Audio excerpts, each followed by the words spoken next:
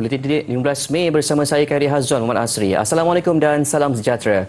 Kementerian Pendidikan KPM akan memberi perhatian kepada pendekatan inovasi dan kreatif dihasilkan oleh guru atau golongan pendidik bagi memastikan ia tidak hanya dilaksanakan di sekolah mereka sahaja.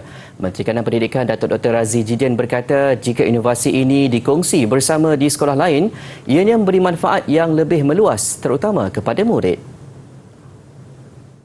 Kita perlu lihat kembali apakah inisiatif-inisiatif, usaha-usaha, ikhtiar-ikhtiar yang dibuat oleh guru-guru penerima anugerah ini ada yang mungkin sesuai untuk dilaksanakan secara lebih meluas.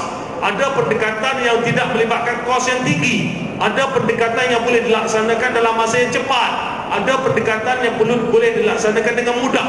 Jadi perkara-perkara ini kita perlu ambil kira supaya sikap ataupun usaha ataupun semangat dalam kalangan guru-guru untuk melakukan yang terbaik, memperkenalkan pendekatan yang sesuai ini dapat kita teruskan. Beliau berkata demikian ketika berucap pada Majlis Apresiasi Festival Guru Malaysia di Dewan Tuanku Chancellor Universiti Malaysia Kelantan UMK siang tadi. Pada majlis itu, Datuk Dr. Razzie turut menyampaikan anugerah kepada 27 guru daripada pelbagai kategori. Antaranya anugerah ikon guru, anugerah cikgu juara digital, anugerah guru cemerlang, anugerah guru inovatif dan anugerah khas pendidikan. Datuk Dr. Razzie dalam ucapannya turut menegaskan sudah tiba masanya kementerian membuat perubahan kepada struktur pendidikan agar mampu bersaing dengan negara lain. Jelasnya pendekatan yang lama perlu diperbaharui seiring dengan arus perubahan dunia yang kian berubah. Suasana pembelajaran menyeronokkan yang memayungi konsep Sekolahku Sejahtera menjadi pendekatan utama Kementerian Pendidikan KPM untuk direalisasikan di semua sekolah seluruh negara. Datuk Dr. Razzie Jidin berkata konsep itu akan terus dikembangkan dengan pelbagai inisiatif termasuk membangunkan teknologi pembelajaran digital yang menyeronokkan. Dan ini berkait rapat dengan elemen-elemen utama dalam konsep Sekolahku Sejahtera. Kita bercakap tentang usaha untuk mewujudkan persekitaran sekolah yang menyeronokkan. Kita ingin melihat anak-anak kita bangun pagi rasa nak datang sekolah ini tanpa dipaksa. Kalau tak dapat pergi sekolah, dia rasa lain, dia rasa kehilangan, dia rasa kekosongan. Kerana sekolah itu bagi mereka adalah tempat yang menyeronokkan.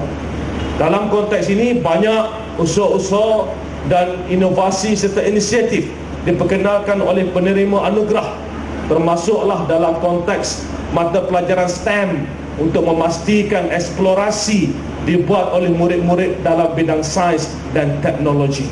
Tambah beliau, perkembangan itu dipantau KPM termasuk pengajaran dan pembelajaran di rumah PDPR yang dilaksanakan guru bagi membangkitkan keseronokan belajar ketika pandemik sebelum ini. Konsep Sekolahku Sejahtera juga menjadi pendekatan utama yang berupaya meningkatkan eksplorasi bidang sains dan teknologi kepada pelajar sekolah. Banyak inisiatif berjaya dilaksanakan para guru bagi memastikan murid-murid dapat menjelajah bidang sains dan teknologi atas tapak digitalisasi masa kini. Kekurangan diri tidak pernah menjadi penghalang untuk guru istimewa ini melaksanakan tanggungjawab dan amanah yang diberi sebagai pendidik. Huzairi Ahmad, guru kurang upaya dari Sekolah Kebangsaan Felda Mempaga 2 Pahang, antara 25 guru yang menerima anugerah Guru Inspirasi McDonald's 2022 sempena Hari Guru Peringkat Kebangsaan di Universiti Malaysia Kelantan. Kecacatan kekal yang dialami Cikgu Huzairi sejak 22 tahun lalu tidak pernah melunturkan semangatnya untuk berbakti kepada anak didik, sama ada di sekolah atau dalam komuniti setempat. Jelas guru berusia 46 tahun ini, dia mengalami lumpuh kekal selepas terjatuh ketika memanjat pokok rambutan pada tahun 1999. Walaupun kini berkerusi roda, dia tetap bersemangat melaksanakan tugas sebagai guru muzik selain tampil sebagai guru bimbingan kepada murid dan keluarga yang memerlukan. Penyertaannya dalam anugerah ini hasil pencalonan dari muridnya sendiri, Muhammad Adam Takif Zaidi, 11 tahun, bersama bapanya.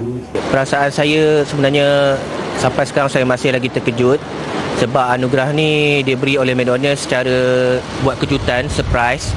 Saya masa tu di sekolah, ikutnya saya ada temu ramah dengan Karakraf. Dia beritahu daripada Karakraf. Jadi saya pun ingat betul lah kan. Tiba-tiba masa dia temu ramah tu, tiba-tiba daripada belakang tu datang pelajar dengan cikgu main gitar, ucap tahniah. Saya pun paling lah kan, ingat kan. kenapa kan, jadi terkejut lah. Saya pun rasa sedih bercampur gembira lah, mengeluarkan mata lah. Turut menerima anugerah sama Guru Besar Sekolah Kebangsaan Long Moh Baram Sarawak Kelimin Lidam dan Guru Sekolah Kebangsaan Bandar Raub Pahang Ishak Hassan. Kita dicalonkan oleh bekas guru yang sama sekolah dahulu dan kini dia berpindah ke Terengganu. Dia mencalonkan kita sebab yang pertama adalah kerana pembangunan dari segi prasarana dan fizikal yang kita bawalah, yang kita buat di sekolah untuk menarik minat-minat murid supaya mereka berminat ke sekolah. Berdasarkan satu program yang saya buat di pusat sumber sekolah saya, pusat sumber SK Bandar Raub, di mana program yang saya buat ini dinamakan World Bubble Library. Suatu inovasi yang menampakkan kelainan. Biasanya budak pergi ke library pusat sumber untuk membaca ataupun mencari maklumat. Tapi saya nak menjadikan satu kemejadian pada mereka, melahirkan satu kemahiran. Jadi saya wujudkan satu program yang dinamakan World Bubble Library, di mana pelibatan murid daripada tahun 3 hingga tahun 6 belajar menggunting rambut. Kami berkolaborasi dengan beberapa bubble yang terdapat di sekitar sekolah. Mereka datang mengajarlah seminggu 2 kali. Dalam masa yang sama, saya dapat menarik murid-murid pendidikan khas daripada 2 buah sekolah menengah yang berhampiran. Jadi bila guru mereka bawa untuk sama-sama belajar, jadi ini menjadi satu orang kata pencapaian baiklah untuk World Bubble Library ini. Jadi saya tak langsung saya dapat melahirkan murid berkeperluan khas ni, kemahiran menggunting rambut. Anugerah disampaikan Menteri Kanan Pendidikan Datuk Dr. Razi Jidin. Masing-masing menerima trofi, sijil penghargaan dan wang tunai berjumlah RM5,000. Turut hadir Ketua Pengarah Pendidikan Datuk Nur Zamani Abdul Hamid dan Naib Presiden McDonald's Malaysia Melati Abdul Hai. Memasuki tahun ke-6 penganjuran, anugerah ini menerima lebih 5,600 pencalonan sejak dibuka pada 10 Mac lalu. Sementara itu, Datuk Dr. Razi Jidin siang tadi berkesempatan menyertai kayuhan ceria Hari Guru bersama warga pendidik di Kelantan. Kayuhan itu dilakukan secara santai di sekitar Bacok sempena program sambutan Hari Guru Peringkat Kebangsaan 2022. Lebih 500 menyertai kayuhan sejauh 20 km itu yang bermula dari Pejabat Pendidikan Daerah PPD Bacok dan berakhir di Pekarangan Universiti Malaysia Kelantan. Datuk Dr. Razi turut meluahkan rasa gembira melihat warga pendidik di sekitar Kelantan bersemangat berkayuh sepanjang program tersebut. Riadah bersama warga pendidikan Kementerian Pendidikan KPM ini juga amat dihargainya. Selain mengucapkan terima kasih kepada semua peserta dan penganjur, Datuk Dr. Razi turut memasang niat untuk berbuat sedemikian lagi pada masa akan datang. Dalam perkembangan lain, Datuk Dr. Razi turut mengadakan perbincangan bersama pengurusan KPM serta Lembaga Peperiksaan LP. Ia berkaitan pentaksiran dan peperiksaan bagi murid sekolah bawah KPM. Terdahulu, beberapa sesi libat urus diadakan bagi mendapatkan input dan pandangan daripada pihak-pihak berkepentingan dalam memperkasakan pentaksiran sedia ada. Untuk itu, beberapa penambahbaikan telah dikenal pasti dan sedang diteliti secara lebih mendalam bagi memastikan setiap pendekatan yang dilaksanakan dapat memberi impak positif dalam mentadbir pendidikan negara.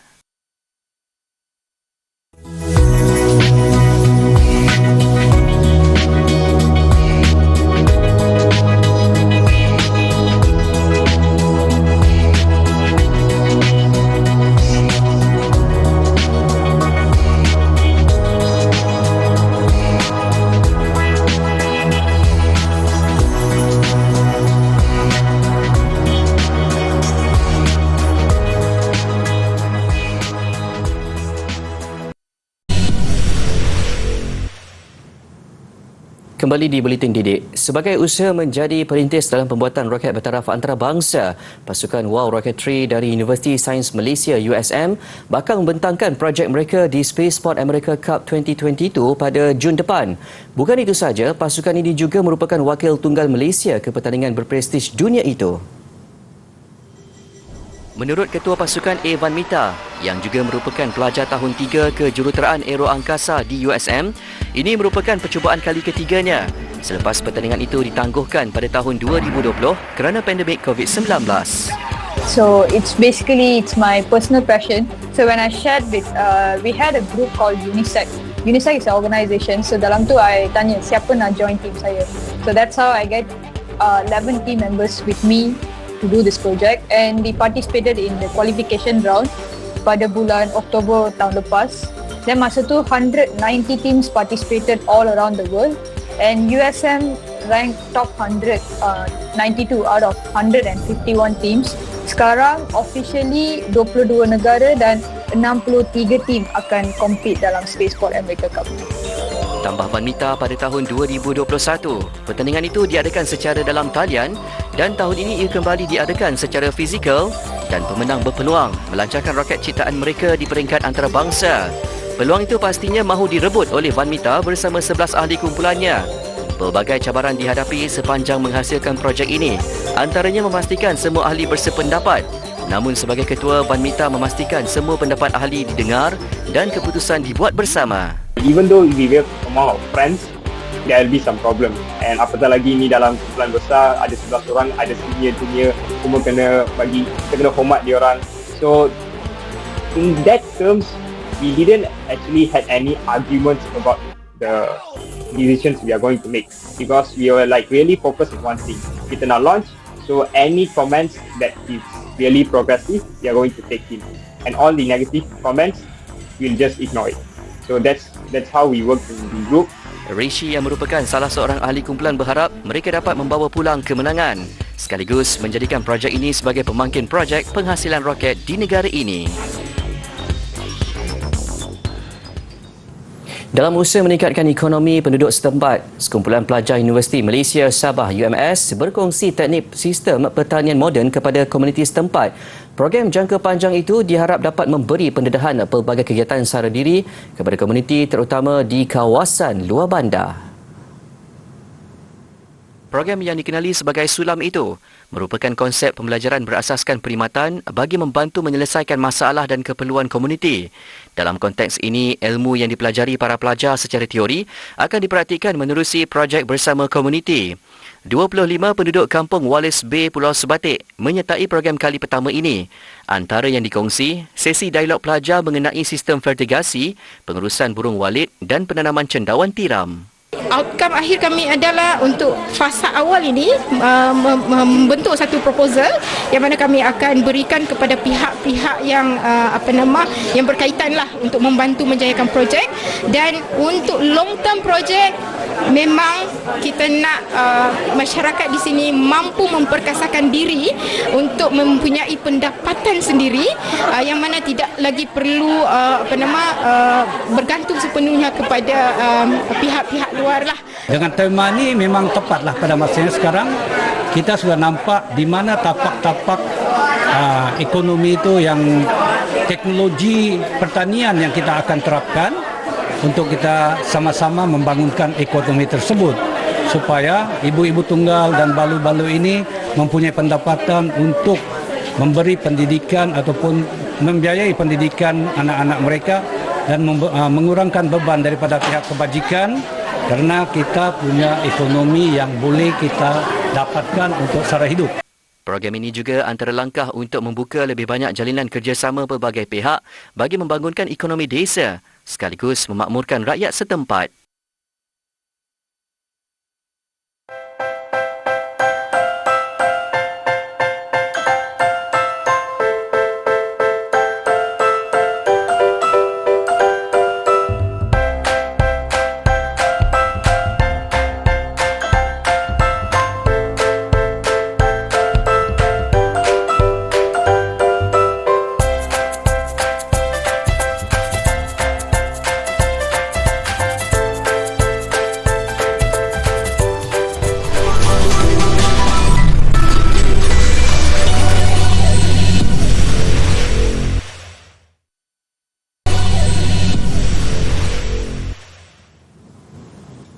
Cuti hujung minggu ini dimanfaatkan 50 pelajar Universiti Malaysia Terengganu UMT dengan aktiviti mengutip sampah di pantai.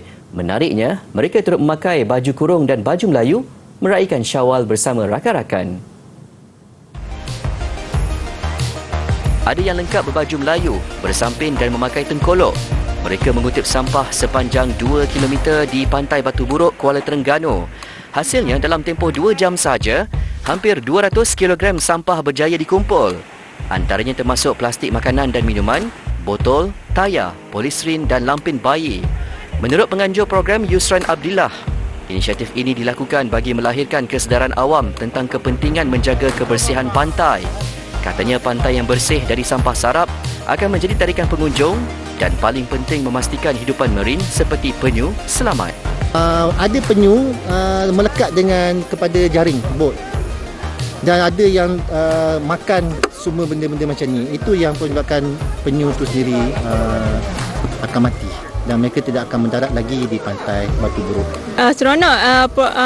Samantha Syawal diisi dengan program ini amat kreatif lah cara dia memang kreatif. Saya amat tertarik dengan program ini sebab sebelum ni tak ada lagi yang buat macam ni sangat. Saya first time hadir untuk program yang kreatif macam ni. Jadi apabila kita semaikan sikap-sikap macam ni dan membagi tahu pada orang ramai, jadi baguslah dia orang akan jaga pantai kita daripada botol-botol plastik dengan ethically secara semula jadi dia akan jaga kebersihan pantai, semua pantai, bukan pantai Batu Buruk sahaja.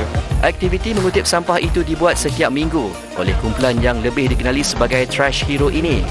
Mereka turut memasang 4 papan tanda amaran dilarang membuang sampah sebagai ingatan kepada pengunjung. Seorang remaja OKU penglihatan di Amerika Syarikat membuktikan kecacatannya itu bukan penghalang untuk menjalani kehidupan normal seperti rakan-rakan yang lain. Malah Zion Riggs Gaines, 19 tahun yang pernah terkena tembakan di kedua-dua belah matanya, masih bersemangat bermain papan selaju atau skateboard. Zion yang sentiasa berfikiran positif juga bercita-cita mahu menjadi seorang atlet papan selaju profesional. I lost my eyesight due to gun violence. Can you tell us a little bit about that? Yeah, pretty much what happened was I was just wrong place, wrong time, and there was just a guy really drunk in front of a bar, and you know, me and my friends were just on our way home, and then he just started shooting at us, you know, and I got hit twice. Insiden terbabit membuatkan dia hilang daya penglihatan pada kedua-dua belah matanya dan terpaksa memakai mata palsu. Pada mulanya dia tidak dapat menerima hakikat itu. Bagaimanapun atas dorongan rakan-rakan, akhirnya Zion mendapat semangat untuk meneruskan sukan yang diminatinya sejak berusia 12 tahun itu. Tanpa menghiraukan kekurangan diri, dia berlatih bermain papan selaju dengan membiasakan diri dengan persekitaran sebelum meluncur dan memeriksa laluan yang akan dilaluinya terlebih dahulu.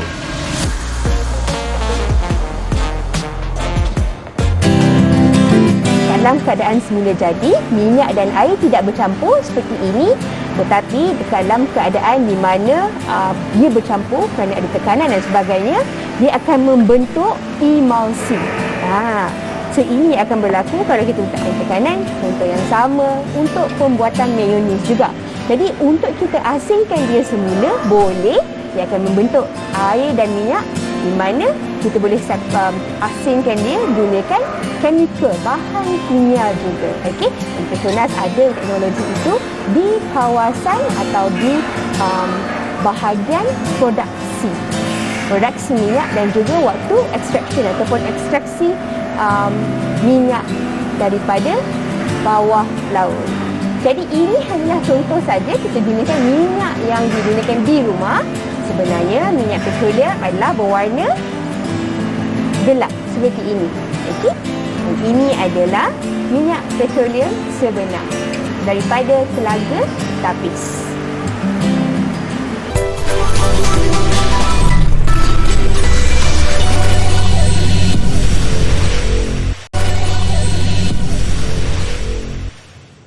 Masih di Buletin Didik, sukan dimulakan dengan perkembangan Sukan C. Pasukan sepak takraw lelaki negara yang menyenaraikan barisan muda meraih pingat perak dengan menumpaskan Vietnam 2-1 dalam perlawanan terakhir acara berpasukan hari ini. Berlangsung di Gimnasium Huang Mai, Malaysia mula menunjukkan taring awal melalui regu pertama yang diwarisi Faisal Fuad, Nur Aizat Nordin dan Nur Faizul Razak mengalahkan Dau Van Huang, Ngoh Hui Long dan Do Man Tuan 21-15, 21-6. Regu kedua Zarif Marikan Ibrahim Marikan, Afifuddin Razali dan Aidil Aiman Azwawi kemudian mencatat keputusan 21-17, 21-9 ke atas Win Ngoc Sang, Ngunyen Hui Kuen dan Tang Min Kua untuk mengesahkan kemenangan. Haziq Hairul Nizam, Zulhusni Basri dan Redwan Hakim Muhammad pula tunduk 24-25, 21-23 kepada Li Ang Tuan, Vuong Min Chau dan Ngunyen Tien Dat dalam aksi terakhir. Beralih ke perkembangan bola sepak tempatan, pusingan kedua Piala FA, Johor Darul Takzim JDT dan Seri Pahang FC antara yang merakam kemenangan selesa untuk mara ke suku akhir. Turut garang Penang FC yang benam Perak 4-1, manakala Melaka United ceria menempah tempat ke pusingan seterusnya. Hasil kemenangan 2-1 ke atas PJ City FC. Johor Darul Takzim JDT antara yang menepati ramalan mara ke peringkat suku akhir selepas menundukkan Sarawak United FC 3-0. Kesemua 3 gol JDT terhasil pada babak pertama bermula dengan jaringan Nazmi Faiz Mansur seawal minit ke-6. Sebelum 2 gol jaringan Fernando Forestieri pada minit ke-15 dan 43 melengkapkan kemenangan 3-0 JDT. Turut merakam keputusan sama Seri Pahang FC yang menundukkan skuad projek FAM MSN.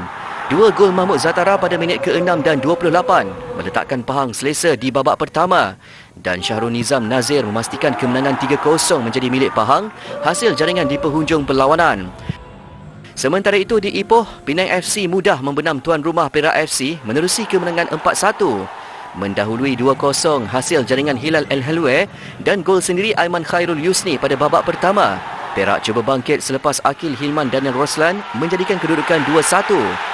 Bagaimanapun kebangkitan yang cuba dilakukan Perak tersekat selepas 2 gol minit akhir Penang memastikan slot suku akhir menjadi milik mereka. Di Stadium Hang Jebat, Melaka United ceria menempah tiket ke suku akhir selepas mengatasi PJ City FC dengan kemenangan 2-1. Sonny Nordin meletakkan tuan rumah di depan pada minit ke-11 namun kembali diikat lawan menerusi jaringan Darren Lock pada minit ke-50. 5 minit berselang, Adriano menjadikan kedudukan 2-1 buat Melaka. Jaringan yang cukup penting buat pasukan tuan rumah dengan keputusan itu kekal sehingga whistle penamat. Liverpool menjulang trofi Piala FA Inggeris kali ke-8 dalam sejarah kelab itu apabila menumpaskan Chelsea 6-5 di perlawanan akhir yang diheret ke penentuan penalti selepas kedua-dua pasukan terikat 0-0 dalam 120 minit permainan. Liverpool dan Chelsea bertembung di Stadium Wembley, London untuk menentukan siapa yang akan menjulang trofi edisi ke-141 itu. Kedua-duanya membariskan skuad terkuat untuk memberikan ancaman tetapi kekurangan penyudah terbaik mencipta jaringan. Selepas kebuntuan gol 90 minit berterusan hingga ke 30 minit lagi di masa tambahan, sepakan penalti menjadi jalan terakhir penentu pemenang. Percubaan terakhir diambil pemain gantian Kostas Tsimikas menjadi pemisah dengan The Reds dinobat sebagai juara sekaligus merupakan kejayaan kali ke-8. Chelsea pula malang tewas di perlawanan akhir kali ke-3 berturut-turut dan juga yang keempat sejak 2016.